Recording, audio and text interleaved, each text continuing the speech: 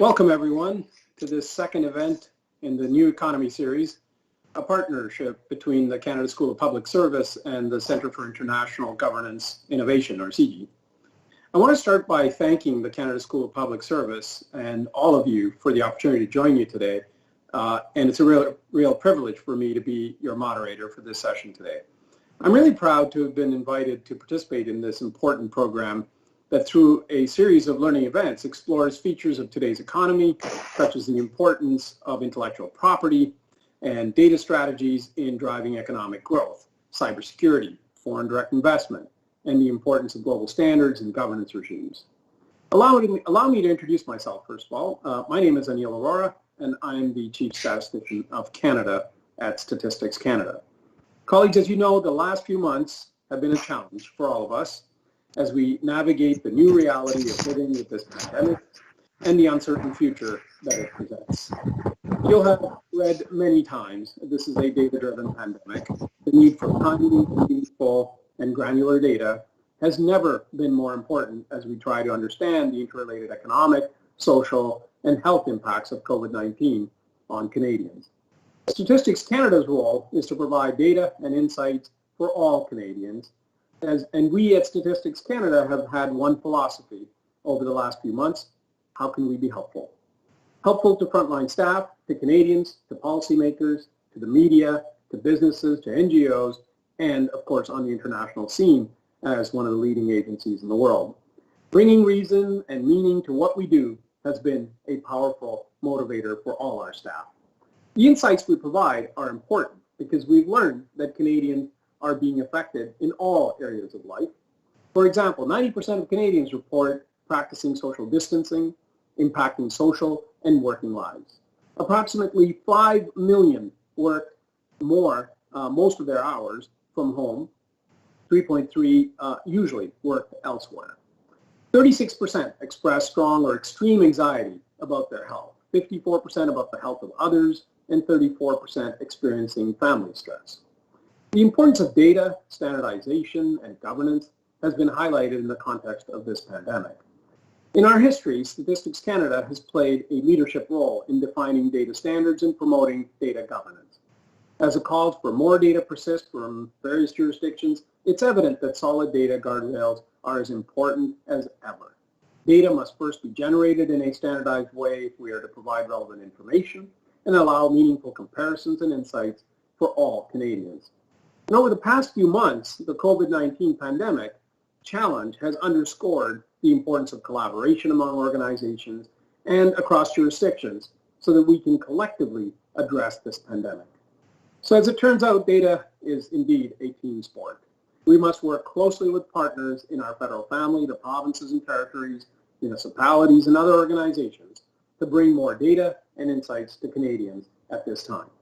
And like all team sports, it is very important that everyone plays by the same rules. We've had a number of discussions with a number of our partners in the community to find ways to enhance the collaboration and create the foundation of common understanding. They provide the ground rules for the effective use of data. Whether it's addressing the COVID-19 pandemic or the many other issues that Canadians face today, we need a consistent set of standards as a foundation that allows for timely, well-informed decision-making. A key undertaking in our work with the Data Governance Standardization Collaborative. This summer, the collaborative plans to release a roadmap that will lay the foundation, the groundwork for responsible use of data and help us to determine the functional requirements for data governance from a data lifecycle perspective. Open data and standards go hand in hand. With greater use of standards around data sharing, we'll be making more data available to everyone. And with more data comes greater insight into the Canadian experience. As we face high, very urgent demands for data, we've had to focus on providing the information Canadians need when they need it instead of worrying about accuracy to the nth degree. And all this while protecting the privacy and confidentiality of Canadians' trusted data. Now, I could continue speaking for quite a while on these issues, but before we launch into our discussion and hear from our panelists, I do want to highlight a few housekeeping items for our session today. Simultaneous translation is available in the language of your choice through the portal Instructions were sent to you with your webcast link. Viewers are invited to submit questions for the moderated Q&A period near the end of the event.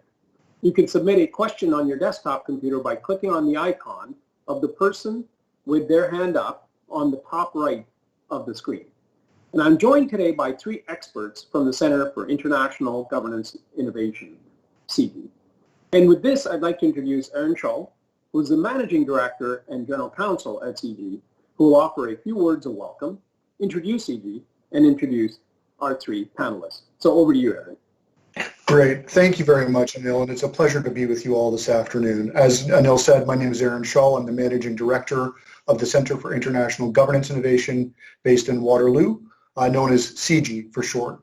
And CIGI is a public policy research institute, often called a think tank. And we focus on emerging issues and challenges at the intersection of technology and international governance. And we are delighted to partner with the Canada School of Public Service to deliver this important series, the strategic objective of which is to outline some of the fundamental challenges facing Canada as the economy changes from one where the primary drivers of growth were tangibles, things like bricks and mortar, plants and assembly lines, to one where the principal driver of wealth will be intangible in nature, with control over intellectual property and data being the core features of creating prosperity. Before introducing the speakers, I first wanted to say a special word of thanks to Taiki Sarantakis, the president of the Canada School, for his leadership and vision in bringing all of this together under one series. To introduce my colleagues from CIGI is a real pleasure because we brought together some true experts in this area. First, Michel Gerard. Michel is a senior fellow at CIGI where he contributes expertise in the area of standards for big data and artificial intelligence. In addition, Michel provides standardization advice to help innovative companies in their efforts to enter international markets. He contributes to the CIO Strategy Council's standardization activities and was recently appointed to the International Electrotechnical Commission's Market Strategy Board, which helps develop and maintain more than 10,000 international standards for electrical and electronic technologies. He has 22 years of experience as an executive in public and not-for-profit sectors. Prior to joining CIGI, Michel was the Vice President Strategy at the Standards Council of Canada. Teresa Scassa joins us. She's also a CIGI Senior Fellow and is the Canada Research Chair in Information Law, Policy, and a full professor at the University of Ottawa Faculty of Law, where she and her groundbreaking research explore the issues of data ownership and control. Teresa is an award-winning scholar and is the author and editor of 5 books and over 65 peer-reviewed articles and book chapters. She has a track record of interdisciplinary collaboration to solve complex problems of law and data. And finally, last but not least, my colleague Taylor Owen. Taylor Owen is also a CIGI Senior Fellow and co-hosts our very own podcast, the Big Tech Podcast. If you haven't seen it, I would commend it to you. He's an expert on the governance of emerging technologies, journalism, and media studies, and on the international relations of digital technology. He's a Beaverbrook Chair in Media Ethics Communications and the Director of the Center for Media, Technology, and Democracy at the Max Bell School of Public Policy at McGill University, where he's also an Associate Professor.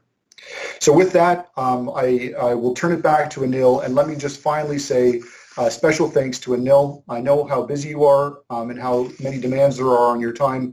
Thank you, Anil, for taking the time to chair this important panel. Well, thank you very much, Aaron. Again, it's a pleasure to be with you. Colleagues, as a public service, we're increasingly being confronted with challenges related to national and international data governance, the ethics of data use and sharing, and how to leverage existing data sources to accelerate innovation. In collaboration with my colleagues at PCO and TBS, I had the privilege of leading the development of the Government of Canada's data strategy, which seeks to position Canada as a leading jurisdiction in the field.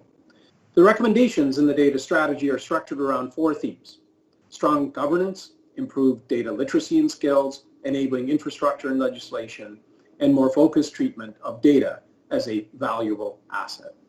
The goal being to set a foundation so that the Government of Canada creates more value for Canadians from the data that we hold. And I'm pleased to say that government departments have made good progress in establishing and implementing their respective data strategies. And our work continues. We continue to collaborate with the Canada School of Public Service on a number of initiatives supporting data strategy, including building the Data Science Community Initiative, which involves building a data science ecosystem to share expertise and best practices in order to build data science capacity right across the public service. We've also worked together to establish data literacy competencies, guide the development of the Discover Data training course, and contribute to their data literacy training project to produce online training resources in core data literacy areas. So as Aaron said, we really are looking forward to continuing the leadership of the school under Tyche. So as you know, many of the challenges related to data are no longer purely academic in nature. Governments around the world are working through privacy implications and are challenged by the power of emerging technologies which may threaten the integrity of disaggregated and anonymized data. Questions of data privacy and security are not new, but the pandemic has brought a new urgency to this issue, as I mentioned in my initial opening remarks. And so with this, I'd like to invite our panelists to each provide their opening remarks, and I'm going to start with Michelle. So Michelle, over to you. Thank you very much, Anil, for this invitation to share with you some of our insights regarding the challenges that we face in transitioning Canada's economy to a digital economy. And as you heard before in this webcast, we really need a national framework in order to succeed. A framework that will allow organizations to collect data, to share data, and then to generate insights from that data. And that framework, as was said before, it really needs to be based on sound governance principles. Digitization to us means, harnessing new data sets. It's not only talking about existing data that we've already mastered, but thinking about the new data sets that will be coming up soon, such as, Internet of Things devices. There will be billions of them installed across Canada to collect data. It is about transitioning to 5G networks. They will be installed at some point, and it will multiply, treble the amount of data that can be transmitted across the country. And then thinking about data access and ensuring that our data scientists have access to the best possible data in order to generate new insights. So it's coming. We have new data sources coming up, and we have a lot of interesting things happening. But we know also that there is a demand from across economic sectors in Canada for this to happen. I'm just pointing to some of the reports that came up after Minister Morneau created economic strategy tables. There were 7 of them, and these economic strategy tables looked at the challenges faced by various sectors: the manufacturing sector, resources for the future, agriculture, health, and biosciences. And one common theme that emerged from all of these reports was the need to establish and develop and implement national digital strategies so that we can help these sectors individually to digitize. Let me just quote you one sentence from the Advanced Manufacturing Report in terms of the urgency of doing this. And they said, we will either digitize operations or we will die. So it's not like it's a nice to have, it is a must have. We need to find a way to integrate new data sets, new data insights into our existing operations. Otherwise, we're not going to be competitive anymore and we're going to be left behind. So we need data collaboration to transition to this new economy. But for that, we need a framework. We need a framework to help organizations share data, right? It's not only about one organization generating a data set and then taking advantage of it. It is creating a network, an opportunity for multiple organizations to share data so that they can help each other, achieve common goals. So it could be social, it could be economic. We also need a framework to create new data platforms. We need access to data. And right now in Canada, it doesn't really exist. We know we have the big tech platforms, the Facebooks and the Twitters and others, but they're not, owned and operated in Canada. So the data just flows away. and you don't have a lot of control over what to do with this data. The third thing that Anil mentioned is that, whenever we will create those data collaboratives, we need to ensure that the data is trustworthy. We need to be able to say, okay, I understand the features of the data, I know how to use it, so that I can manage it properly. So those are exciting times. We're now entering a new era, and we're witnessing the creation of a new economy that cuts across sectors. And it hasn't happened a lot, in our history. So we've got a really good opportunity here. But it's not only an economic issue. Governments have a huge role to play here in order to get it right, because digitization is not only an economic issue, it's also a public policy issue. So getting data governance right is extremely important if we want that successful transition to the digital economy. So those are my kind of opening remarks. I'm going to let my two other colleagues from CG add some, and then we can answer your questions. Thank you. Thank you very much, Michel. As always, I'm always intrigued by your framing and your comments, so thank you for that. I think it'll generate a lot of good discussion coming up. Next, I'm going to turn to you, Taylor, and get you to give your opening remarks. So over to you. Yeah, sure thing. Thanks, and it's great to be here. So I'm broadly interested in how we govern emerging technologies generally, and I think data governance is a piece of that. But I'll make a few remarks to make the case that it is a component of what needs to be a much broader agenda. And in particular, I'm interested in whether our current legal and regulatory regimes, as we've built them over the past century for a set of policy demands and challenges, are suitable to meeting some of the policy challenges we face due to new technologies. And if they're not, what kind of new framework do we need? And I think that's a very big question, because technologies touch so many aspects of our lives. And because it's such a big problem, and it's so vast, and it covers so many different policy domains across departments and across ministries and across areas of expertise, that comprehensiveness of it often means we don't have entry points into the conversation. And I think this is a real governance challenge of figuring out new policy agendas in this space.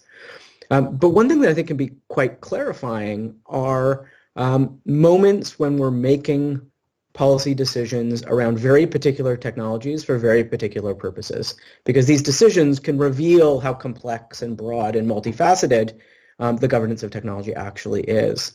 And I think the recent experience we just had with contact tracing procurement offers a window into that. And Teresa and I are both going to use that, I think, as a sort of entry point into our perspectives on data governance. So let me just say a few things about that moment we just went through around governments deciding if they should procure or develop themselves a set of tools for contact tracing or exposure notification, and how some of the implications of that. Just very briefly as a framing, there was this amazing moment in a press conference when the protests were ongoing in Minneapolis, where the public safety commissioner described how they were going to start tracking protesters. And he said, we're going to track who everyone's associated with, what platforms they're advocating for and on, and how they are organized. And we're in the process of building out that informational network now.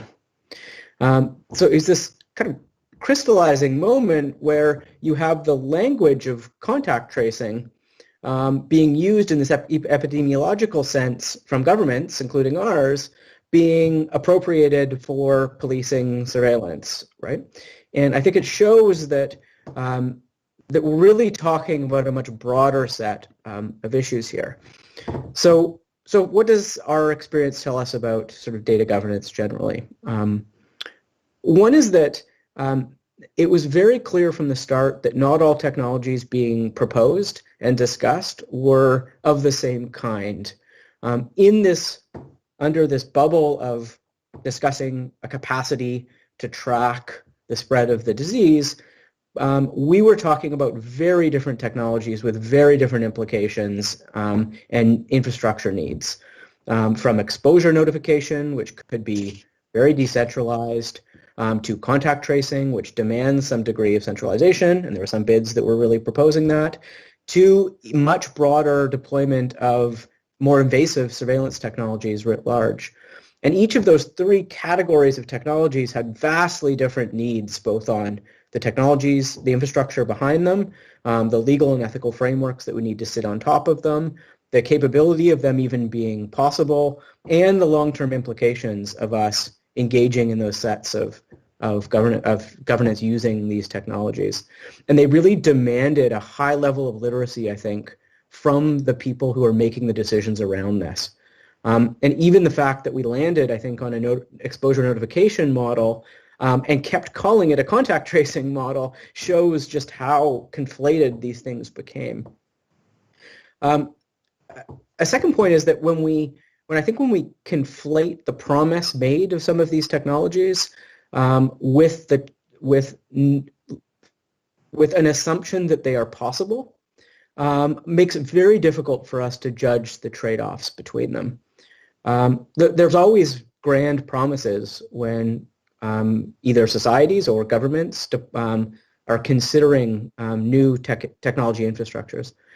And unless we know how feasible the promises are, we cannot make trade-offs, because all of these technologies, particularly in the surveillance space, encompass large trade-offs between rights, collective securities, levels of democratic accountability, and ultimate desired outcomes, particularly during a pandemic. And it's very hard to calibrate those when we don't have detailed assessments of their promise, and I don't think that happened in this case.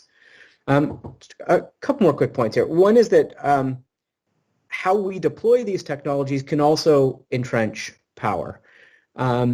And we've seen this over and over again as we've debated how and whether we are going to govern emerging technologies. Joe Stiglitz makes this argument that I think is really powerful, that during the Great Depression, or coming out of the Great Depression, we did see an era of trust busting because companies got much bigger during that time period. But it wasn't just because they were getting economically more powerful. It was because during that time period, they also became politically much more powerful. They became embedded in the political system. And his argument now, which I think we need to consider, is that in a similar moment of crisis and potentially long-term economic challenges, we may be entrenching a new set of power and interests. So when we talk about deploying individual technologies, we're not just talking about those technologies. We're talking about the economic systems and political systems that are becoming embedded with those technologies. I think that's really important to keep in mind. And finally, I think we need to be very aware of how technologies can embed certain norms of governance and can reinforce existing inequalities. A lot of these solutions that on the surface look viable and generally laden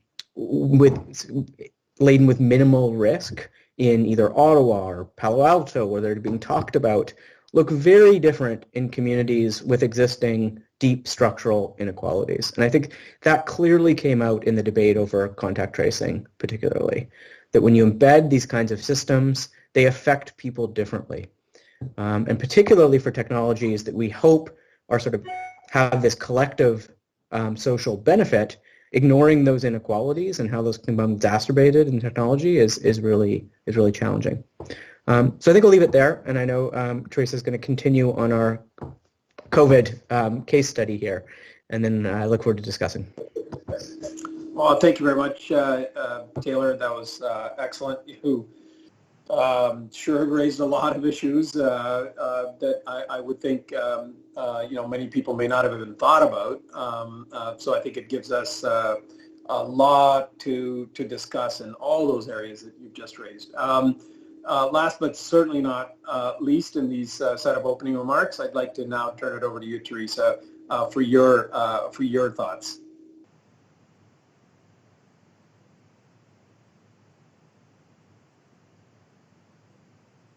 Teresa, you might be unmuted. I'm sorry. So thank you, Anil, and thank you also to Taylor for framing the contact tracing app discussion. And so I'm going to continue with it, and I'm going to try and give some concrete examples of how I think the debate over contact tracing apps, both globally but also in Canada, raises some interesting issues around digital technology adoption by governments. So one point is whether the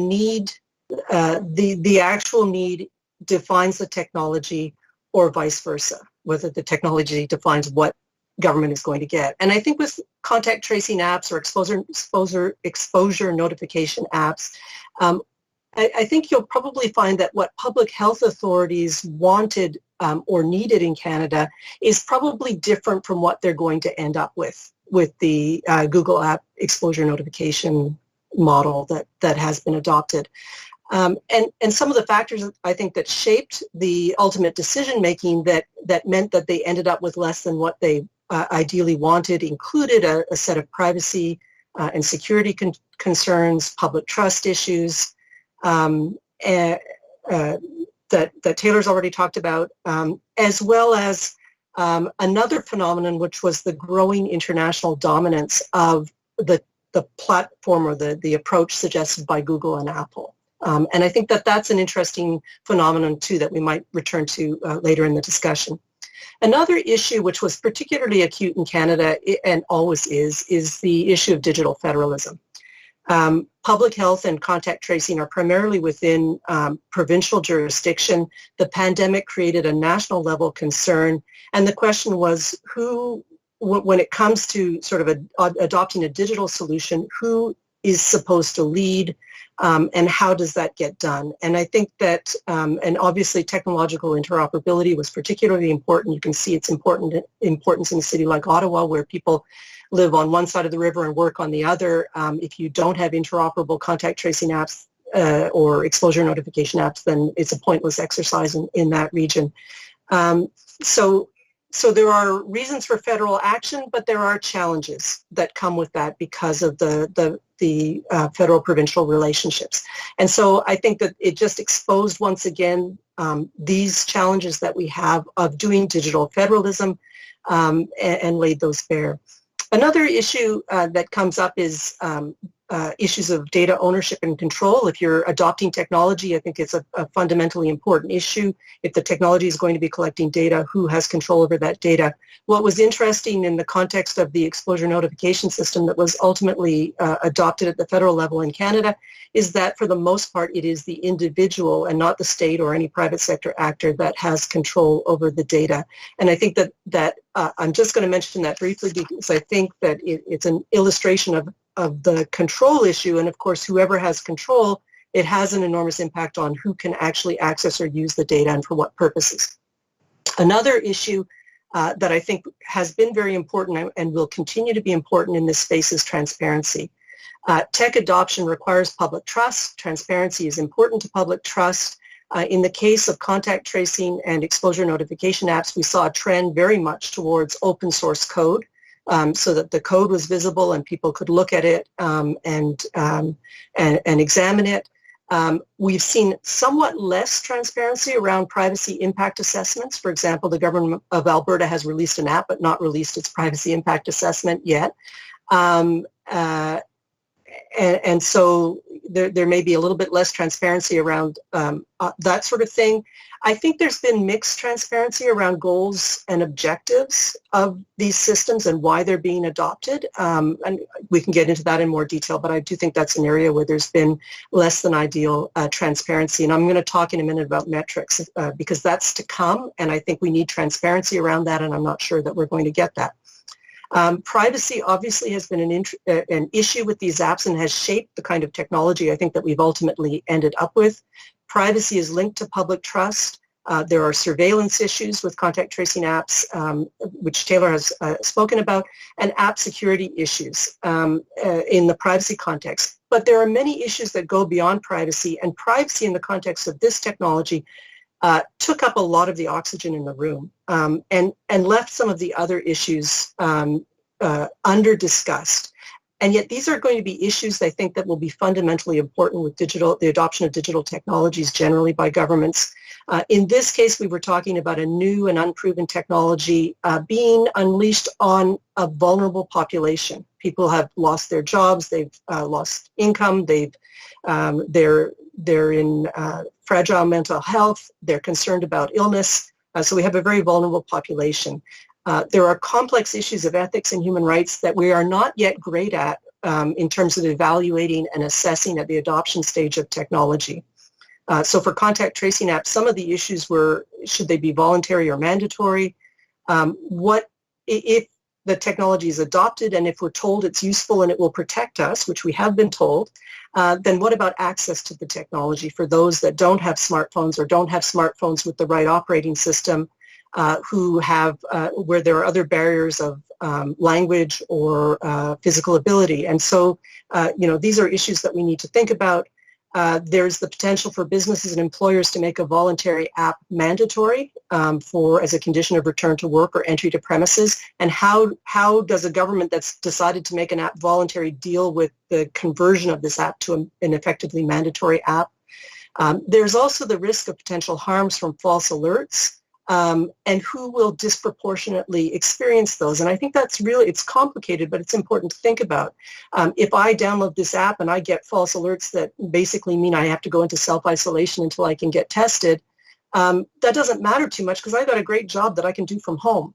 But if I'm if I'm the sole breadwinner for my family and I have to go out to work and I'm going to have to stop working if I'm told to self-isolate, or I need to get tested, or if my employer's made the app mandatory, then this will have consequences for me in very different ways. And I think some of the debates that we've had around equality and equity within society feed into that as well in terms of the disproportionate impact. There are also potential harms from over-reliance or false expectations. There are people who actually believe, and they've been told, that this app will protect them. Well, what does that mean? Protect them from infection? Not really. That's not what it's designed to do. So, what is that messaging and how does that impact the public? And a final point I'll make before I stop is one about metrics. How are we going to evaluate this technology? Up until now, we've seen fairly crude metrics around the numbers of people who've downloaded the apps and whether or not that makes the app a success. But those are really crude metrics. And to understand whether this app is actually useful or successful, we're going to have other data about its performance. Well, how do we get that data?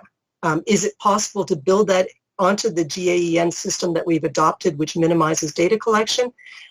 Is it possible to do it in a privacy protective way? What are the measures that we need to put in place? Are we going to unroll an app with the capacity to collect the necessary metrics to understand whether it's working as it should be and is successful, or whether we should decommission it because it's having an unduly adverse impact and is not a beneficial technology, and are we going to be transparent about that? So I'm going to stop there. That's sort of a canvas of a range of different issues that this technology raises that I think are raised in other contexts as well. Thank you very much, Teresa. Again, some really intriguing questions, and I think we're going to explore a number of these areas now in the next 20 minutes or so, where I'm going to ask you a few questions, get your input, and then I think we'll turn to the audience to see what questions they have. So on that note, I encourage our audience, our participants, to submit their questions. So we've already got a couple, so that's great. Keep them coming. So let me just start here a little bit. Michelle, we've talked about sort of the importance of frameworks, how they're really important. You talked about sector tables as well. Tell us, is there another country that's got it right?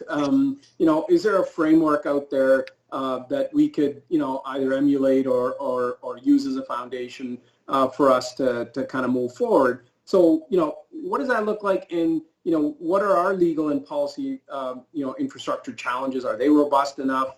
And in fact, if we had to focus our efforts where are we vulnerable, and where do you think we should put some of our effort? Well, that's a big question, Anil. In terms of best practices, I think we're seeing a lot of different viewpoints around the world. A lot of different philosophies basically being used to deploy new technology. So in the U.S., it's the market rules, and we're seeing a lot of successes with the deployment of new platforms. But the backstops are not really there.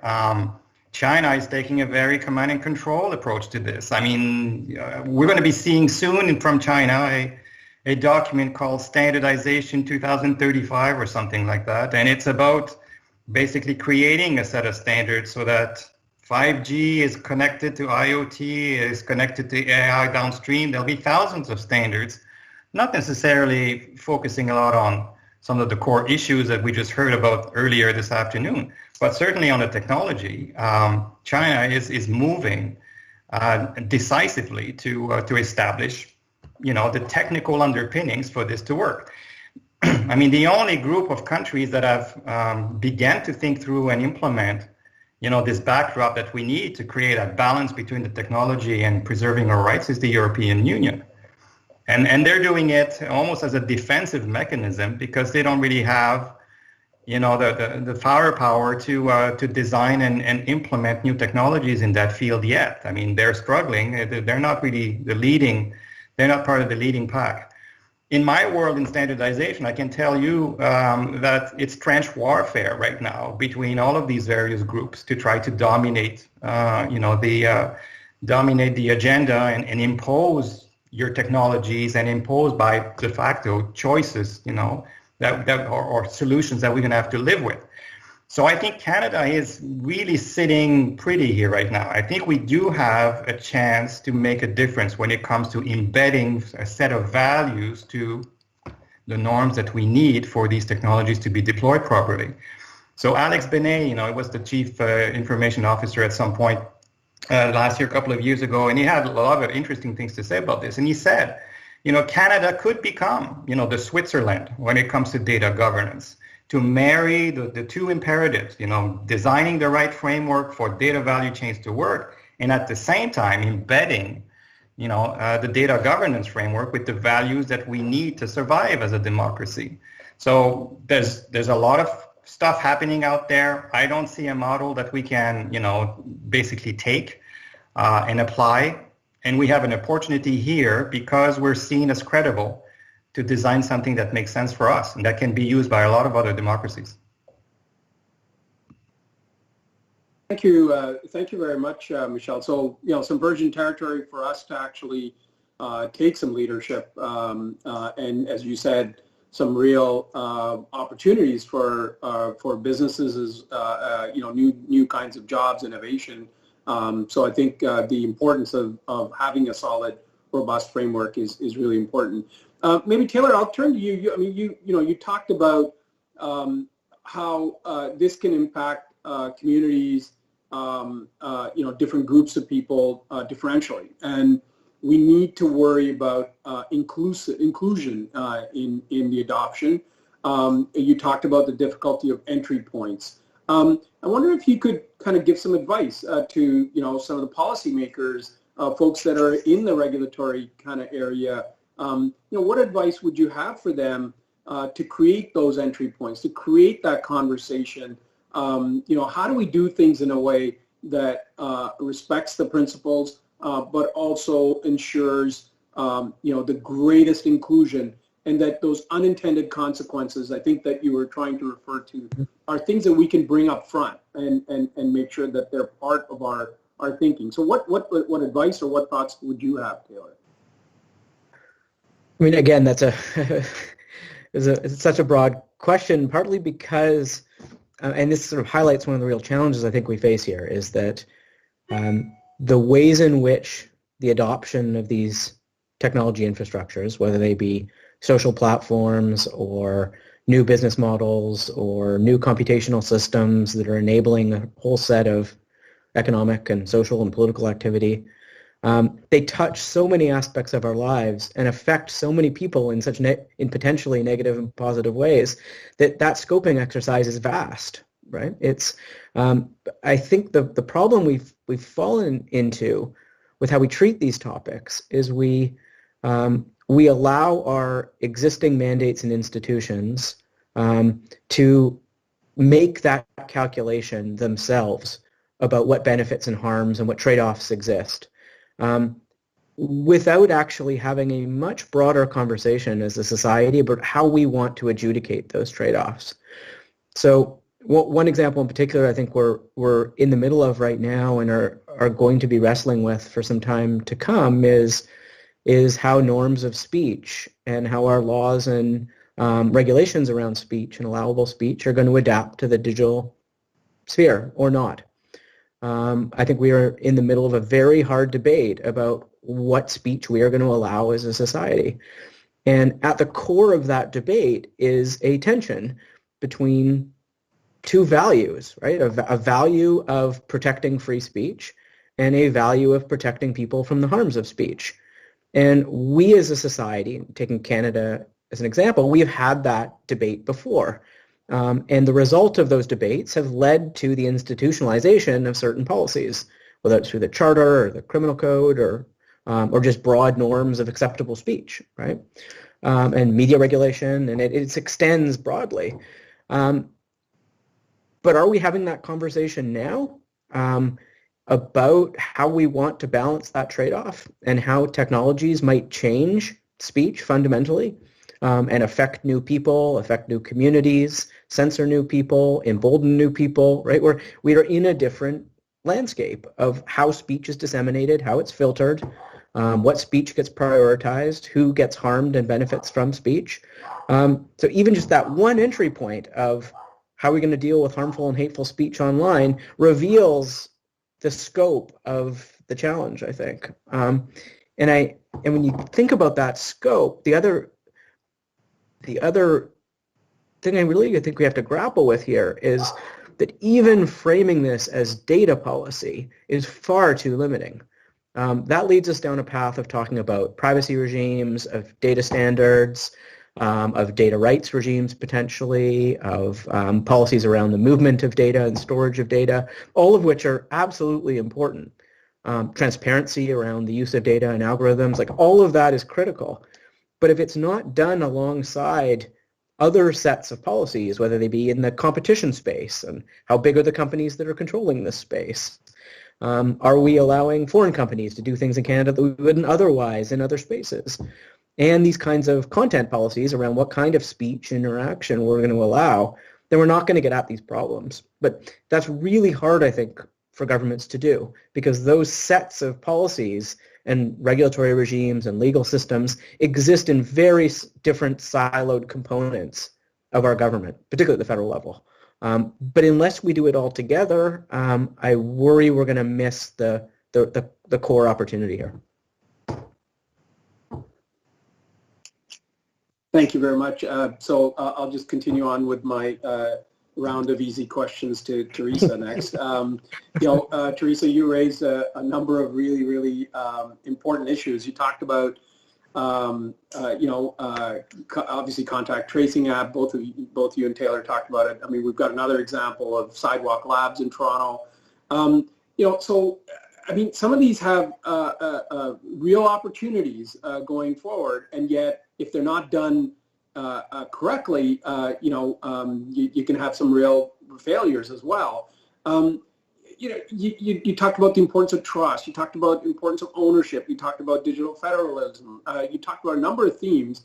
Do you have a good example of where somebody's done it right? So how can we experiment and how can we kind of move forward so that we don't have continuously sort of false starts or look back and go, oh, darn it, we forgot about, the following three aspects. So the only answer now is to kill it kind of thing. So do you have some advice on a roadmap or a way that we can do it in a way or emulate or somebody or somewhere where it's done, where we can take some of those lessons and embed them into our unique kind of frame as Michelle has talked about and Taylor's also raised?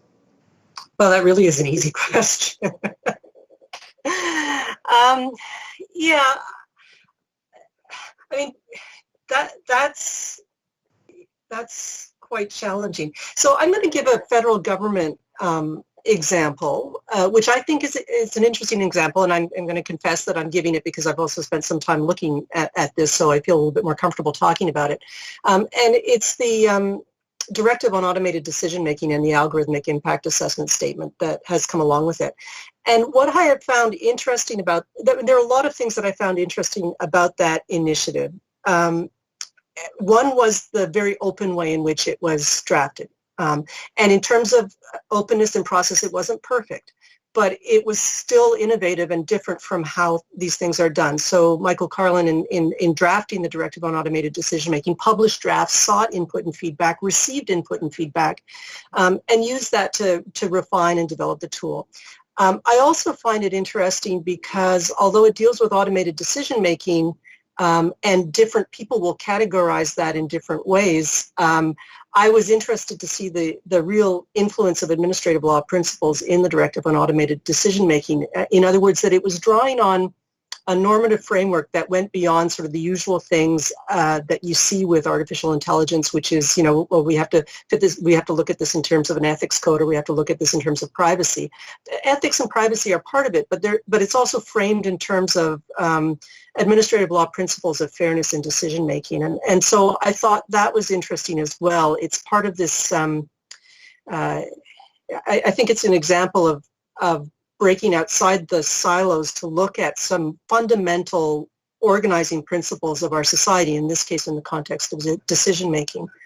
And then it attempted to do all of this in a thoughtful, organized way with a tool that could actually be used to implement this process with the adoption of automated decision making. And there are parts that still need to be articulated and worked out, and there's lots of ways it would be easy to sort of pull it apart and criticize different aspects of it. But there's a tremendous amount that's in that framework. There's a tremendous amount of thinking and of approaching the issues from a variety of different perspectives and embedding that. Now, so I think that is a really interesting example of trying to build a framework that concretely supports fairness in the adoption of automated decision making, and that I think will be experimented with, or will be used and deployed in the next little while, and we're going to get some experience from it. And there's lots of things that are built into it to sort of evaluate how it's doing, and evaluate both how the directive is doing and evaluate how automated decision-making systems that are implemented following the directive are doing.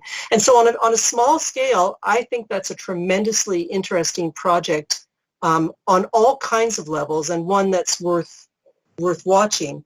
There are, it's very limited, and that's one of my, I suppose, my concerns about it, is that it's limited to a very specific category of decision making, a very specific category of deployment of automated decision or automated systems within government, and we don't have anything for all those other things. But as something to think about, to look at, to study, and to see how it progresses, I would give that as an example of something that's really quite innovative and interesting. Thank you very much. Now, panelists, feel free to, jump in, just kind of raise your hand, and if you want to add to any of these, do so. I also encourage our participants to continue to send your questions, and what I'll do is I'll try and embed my questions with some of the questions that we're getting. So if you see me look down, it's not like I'm doing emails on the side. I'm actually looking at your questions as you're sending them. I'm actually paying attention, just for the record. Michelle, maybe I'll just turn to you.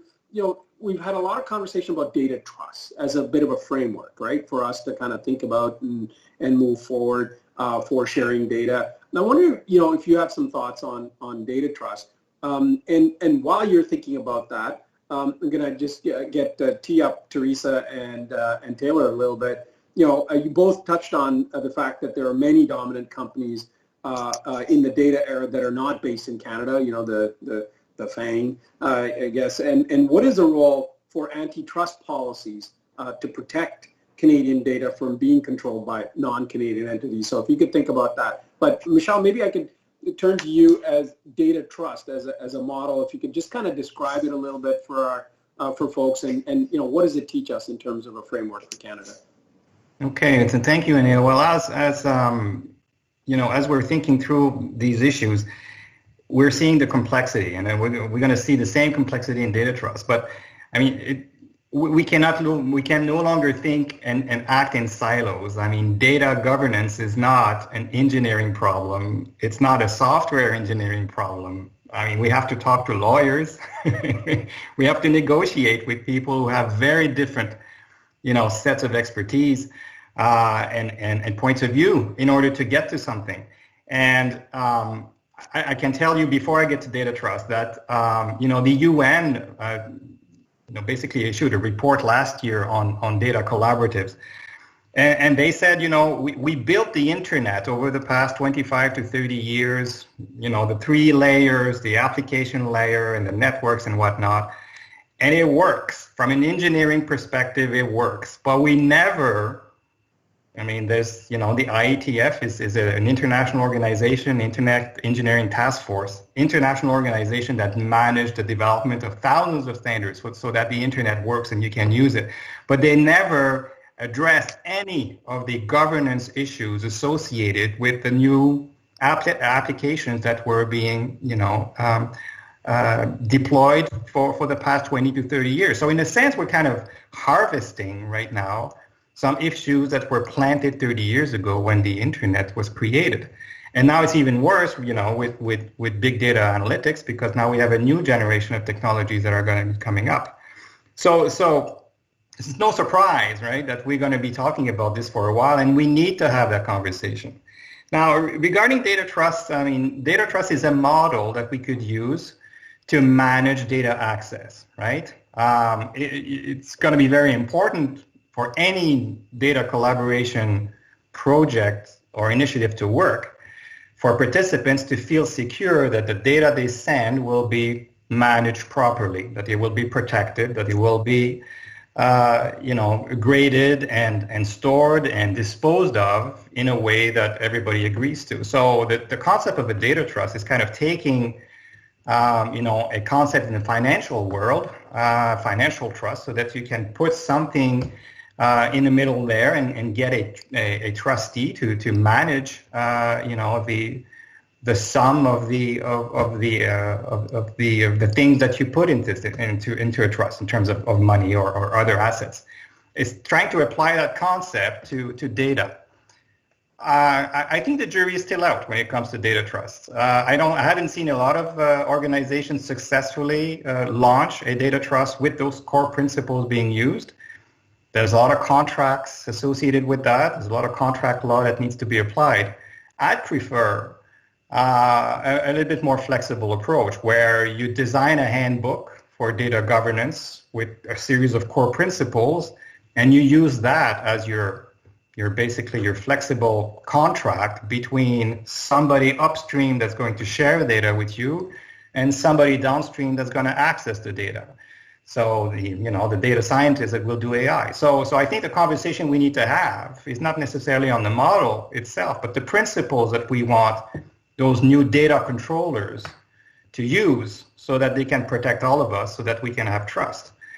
I think Statistics Canada could be a great place to start that conversation when you think about the need for data collaboratives in that country. I don't see any organization that can do this right now, but StatsCan probably has the basics, to begin to churn out the right frame and make it happen. So that was just a thought, Anil, for you to think about. Canada needs data collaboration. We need data collaboratives. We need a framework so that we can get that data to those who are interested in playing with it, but it needs to be safe. It needs to be trustworthy. And there are many models that we can design that basically meet our values. Does that help? Thank you very much. And folks, I did not tell Michelle to put a plug in for Statistics Canada. But, I mean, it is a public institution, with a very clear mandate, and that's exactly what we do. We collect information from Canadians, turn it into consumable products in a transparent way. Legal structures are in place, and the rules of the game are, very transparent and known. So I think the principles there can, in fact, be used. So I totally understand that. But, we still need work to do to kind of get into that area. And I like your notion of let's not be totally wedded to that model, but, let's look at, guidelines so that there's broader applicability of this for the benefit of all Canadians. I wonder, Taylor or Teresa, if you wanted to jump in on that conversation before going to the second question that I'd posed. So, if you wanted to have a brief intervention on data trust, by all means, go ahead. If not, I'll just turn to you, Taylor, to just kind of take it from there and see Sure. if you want to touch on the second question as well. Yeah, I think the issue of market concentration and jurisdiction reveal a lot about this topic right now. So one, it clearly shows the interconnection of these issues. So when we look at the boycott that's happening right now around Facebook, for example, that boycott is a reflection of market pressure, but it is one that will almost for sure not work because we do not have market choice.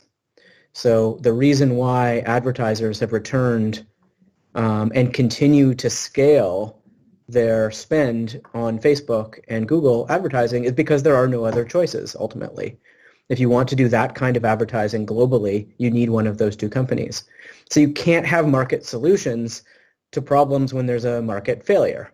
And that is why we have antitrust and competition policy, is to create the right conditions so that the market can function effectively. And that, I would argue, in many domains of the technology space is not currently there. But I think maybe more broadly, it shows the limits of our ambition in this space right now in Canada, frankly.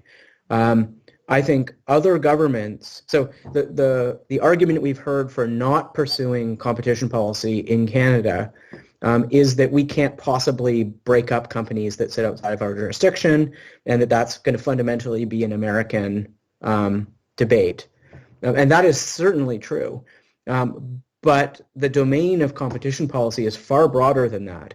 And we have seen how other governments have very effectively used different levers in that space to get to force real change on some of these companies. So just a few quick examples. I mean, so the German effectively Competition Bureau has changed the definition of consumer harm, or is trying to change the definition of consumer harm from financial harm to potentially abuse of data, so that they will not have to demonstrate financial harm, which is very difficult to do for what are ultimately free services online. But they can use the abuse of data as a form of consumer harm to apply competition policy against these companies. And that could effectively make the business model of some of these companies very challenging to deploy in Germany. So I think it's an example of them using the tools they have to step into a space that many are saying is solely the domain of in this case, the United States. Mergers and acquisitions review. I mean, this is happening just when Facebook just tried to buy Giphy, or is in the process of trying to buy them. And the Australian government and British governments have started a review of that purchase, which could end up halting it entirely.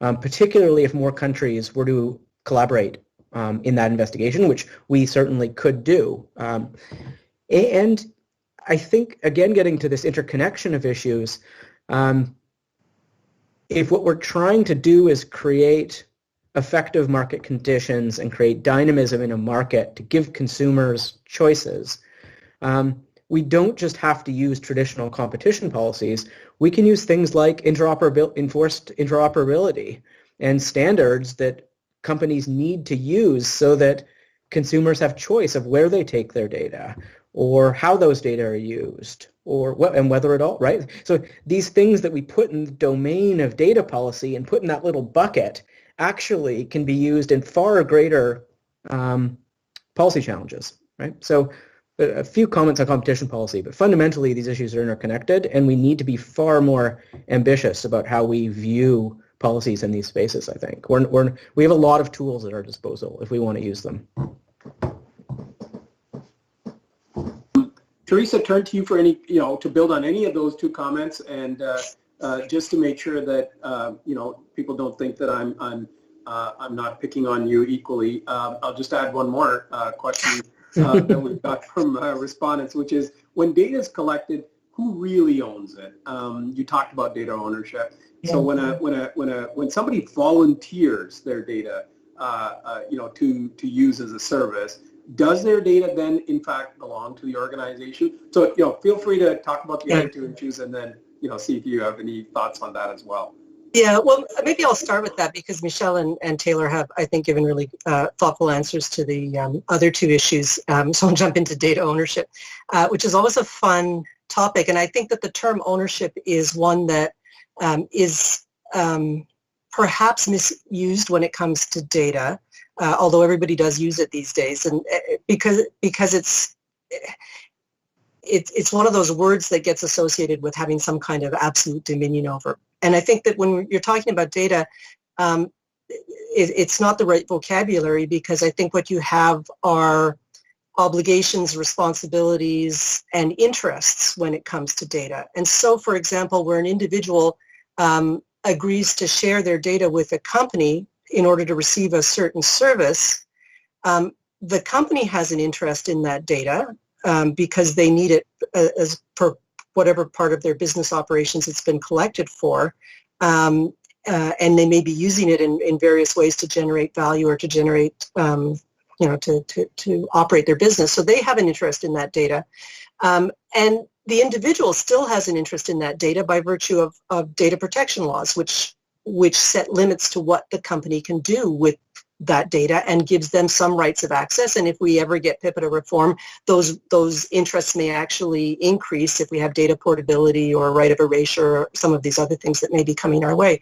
So the individual maintains interest, but the organization also has an interest in the data. And then, of course, if they use that data in other activities, profiling or analytics, then they're creating or generating new data, which gets really complicated, because then the issue becomes what really is the level of interest of the individual in this data that is no longer simply the data they provided, but something which has a value added to it.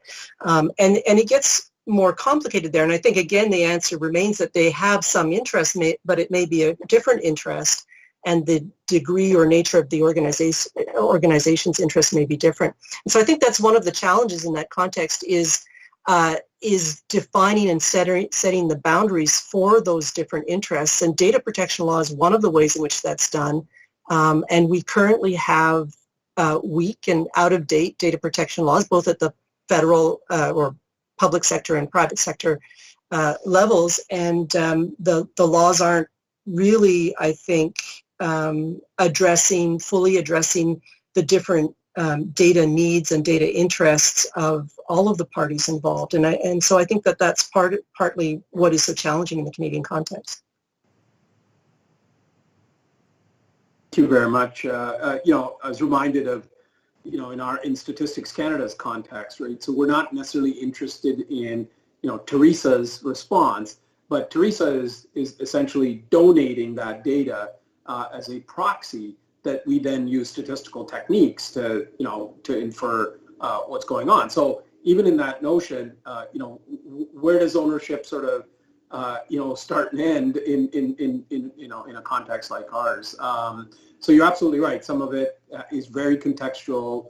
It depends on the organization, depends on the situation, and so just even conceptual frameworks of how we look at things like ownership, I think, are really, really important, because if we stop at the beginning and never really evolve to the next, well, then we are doing ourselves a disservice because we're really not getting the full value of the hidden insights in those data, because you can, in fact, address some of the, as you said, the privacy issues of ownership and so on, because that's really what's at the heart of that issue. But you can address them and still use the value of data. So, it's a bit of a continuum, as we can see. Michelle, a question from one of our respondents. In terms of this national framework, they're asking, what role can regional development agencies play in a data-driven economy? Should we be thinking about these questions nationally, or does a regional approach make most sense?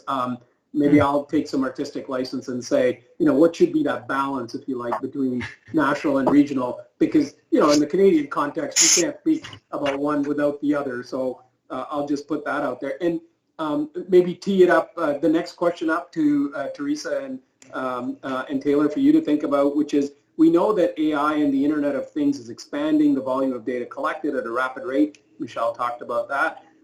What is the role of government in regulating AI in the private sector and protecting Canadians' data? So maybe you could give that a little bit of thought while Michelle is enlightening us on the other easy question.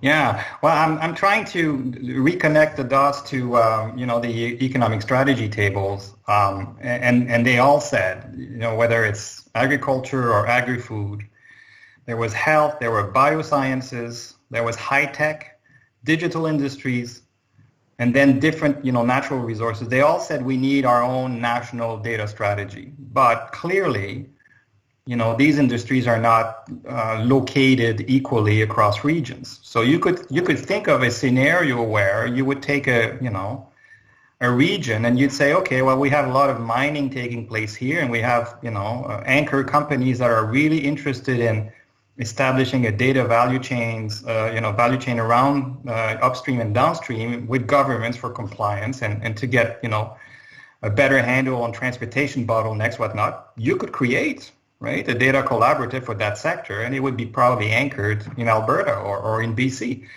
Let's think about the superclusters. We have 5 of them, and they're not national in scope. They're kind of regional in scope in terms of the special knowledge that is required. You're seeing regional nodes being created. So maybe there's a way for us to look at those various sectors and figure out, what would be the best home for these things to start from. But at the end of the day, we will gain economies of scale, and we will get better algorithms if we pull together, the data for across the country. And even that probably is not enough. Some algorithms would require, or would be better off if we had access to data from other countries. So thinking about a regional approach to create those collaboratives, but eventually, getting access to as much data as possible to get better algorithms is probably the way to go. That make sense? Yeah, thank you very much. I've said it before too, that data actually appreciates in its value as you start to, and you have to use it responsibly, obviously, and that's that dialogue with Canadians. But AI isn't going to take care of underlying biases, so you do need high quality data in addition to volume, to be able to kind of make good use of it. Taylor, I put the other question on the table for you to look at, but while you're answering that, you wrote a fascinating article on sort of the whole Bretton Woods, we need another Bretton Woods moment in the sense of the Foundation for Global Data Governance. So perhaps you could weave in a few of your thoughts from that while you're trying to address some of the other easy questions that our respondents are sharing with us. You're very good at layering on multiple complex questions in one. But look, I think the AI governance question is not about governing the very specific thing of AI. I mean, of course, we should be governing the applications of AI, the companies that are building AI, the data that goes into AI, the particular use cases that may have negative consequences on our society that we deem unacceptable from AI, right? Like, it is a window into this much broader conversation. We are seeing real market concentration in the ownership of data that's needed to deploy, particularly machine learning. We are seeing clear social and economic consequences of the deployment of the technology, right? So all of these things are clearly in the domain of government, and so a big yes, we are going to have to, but it doesn't mean there is a thing called AI that we can develop a policy for. there is a technical and social and political and economic infrastructure that is engaged in the development of AI that we need to govern. So it shows the complexity of these challenges, I think. And sometimes we end up just saying there's this thing called AI we can govern, and I think that that gets us away from these much more challenging problems. And there is an international dimension to this. I mean, I think when we are talking about how we are going to govern the deployment of these new technologies globally, it is not at all clear which institution should be responsible for that. So you're seeing this around the conversation of AI governance right now, that there is not a natural home for that right now. The UN is not the right place. The WTO is not the right place. The EU has a certain particular perspective on it. The OECD is trying to take on a mantle of it, but again, they're very limited. And partly that's because we've built a international institutional structure for a certain kind of economy and a certain kind of problem. It was for an industrial economy, the management of goods and services and tangible goods in particular, the limiting of conflict between nation states, right? There's a core set of problems and actors and material realities that we were trying to build institutions for. And I think there is a question now of whether those are the right institutions for these kinds of problems. And in some cases, we might find that there's a natural home for some of these issues, whether it's AI or global data standards or bioethical issues and technology that we're going to face, geoengineering, right? There's a whole bunch of technology-fueled challenges that we face that are probably misaligned with our current institutions. So yeah, I think that's a conversation we have to have. Another opportunity for Canada on the international stage as well. Absolutely. Yeah, thank you very much. Teresa, your thoughts on all this? Michelle and Taylor, saying things that you agree with, or do you want to sort of counter any of these points? No, I mean, I largely agree with them. I think that I think that one of the challenges that, well, we face a lot of challenges in Canada, but one of them, when I think about this context and AI regulation and data protection and so on,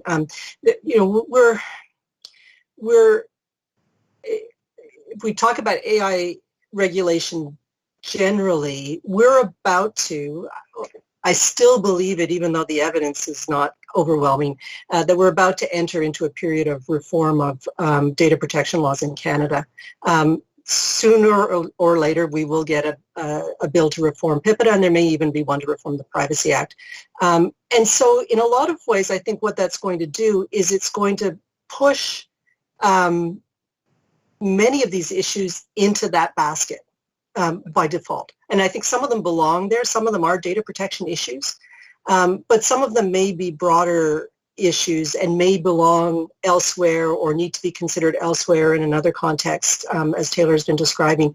And so I think that just by the fact that these are the laws that are most desperately out of date and most in need of amendment and are higher up on the agenda, I think that we're going to see a lot of the discussion around regulating AI take place in the context of data protection and take place in the context of these very specific laws that have their own limitations that are built in by federalism and by other sets of issues. And I think that's unfortunate. I think it has to happen, and please no one interpret this as me saying let's not reform those laws. That has to happen. But I think it's unfortunate that that's going to be how the discussion is largely framed legally and politically in Canada, and that's where it's going to be taking place, because I do think it needs to be kind of a broader, more comprehensive approach. And yet what I foresee happening is that we're going to start to talk about AI regulation purely in terms of what provisions are we going to add to PIPEDA and which ones, we're going to debate over what the wording of those provisions should be. And that's going to be where the discussion takes place. So I do think that this is one of the challenges we face, is finding the place to have that broader discussion as opposed to just being kind of sidelined into the smaller discussion because that's what's at the top of the agenda. Well, it's hard to believe, but we're almost out of time. Colleagues, this has been an incredibly rich discussion. and I'm sure it's just the opening volley or the opening act to many more within our respective organizations and our communities. I want to say thank you to you all, to Teresa, to Taylor, to Michelle, and to Aaron as well, and to CG for this incredible work. Again, thanks to Taiki and the incredible leadership of the school for putting this together. It was a pleasure for Statistics Canada and for myself to be part of this discussion. So colleagues, I hope you got sort of the complexity of this issue and also the opportunity for Canada when it comes to getting this right. So the next event in the New Economy series will be held on August the 13th, and the event will focus on the importance of intellectual property in shaping the new economy, and will be moderated by my colleague Mark Sean from ISED. So I wish you all a fantastic rest of the day, and I want to thank you all for participating in today's conversation. Thank you all. Bye-bye. Thank you.